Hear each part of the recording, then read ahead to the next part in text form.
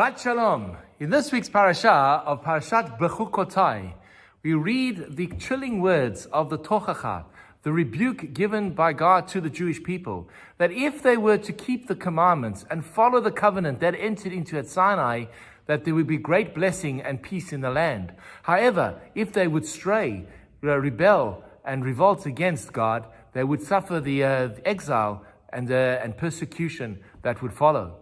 Jewish history, unfortunately, is filled with these stories. Stories I've been reading over this particular month, from Pesach to Shavuot, with Yom HaShoah, with Yom HaZikaron, with events of the Crusades, forming a period of mourning between Pesach and Shavuot.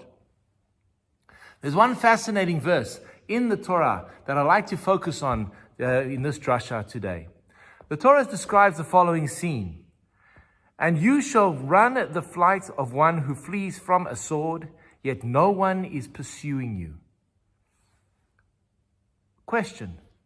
If no one is pursuing you, why run away? And if you think someone's pursuing you, isn't it better to run away? I mean, surely, if you think your life is in danger and you run away, that saves your life, even if it's not true. I saw a fascinating insight about what this is all about. There's a discussion about the biblical character Job or Eov. The question is, when did Eov live? And then the discussion about the book of Job, which is a very, very difficult read about a man who loses everything and his friends try to console him. The rabbis try to pick which portion of Jewish history did Job actually live in. And one frightening comment is that Eov lo haya v'lo nivra. It never happened. There was no such person called Eov. The whole story is a parable. Now, personally, reading this, I am shocked. We read about a man suffering terrible deprivation, losing everything, his life, his livelihood, his family, his children. And the Torah, and there's opinion in the Talmud that says it never happened, it's all a fable, it's all a story. Very hard to try and articulate.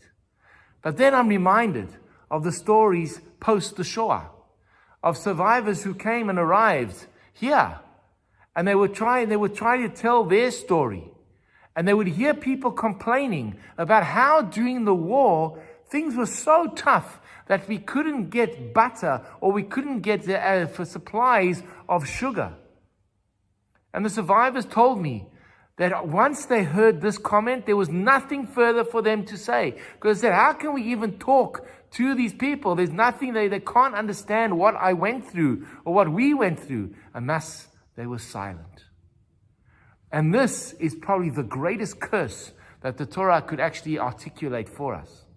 Imagine suffering so badly, and no one cares, and no one hears, and if they do, they say it could never happen. This is a figment of your imagination. A frightening curse. But once we have met with survivors and heard their stories, today, when we hear them, our response is, oh my gosh, what a story, I cannot believe it. But when they came out from the camps, the response was, what a story, oh my gosh, I can't believe that. Could never happen, you're talking figment of imagination. And that is the most crushing of all curses. In addition to the trauma, there's a secondary trauma of that no one believes me. And that is truly frightening, a real curse.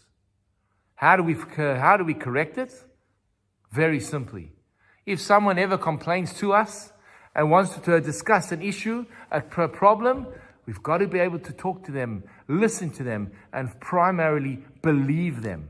That is step number one when dealing with a person who has undergone a trauma.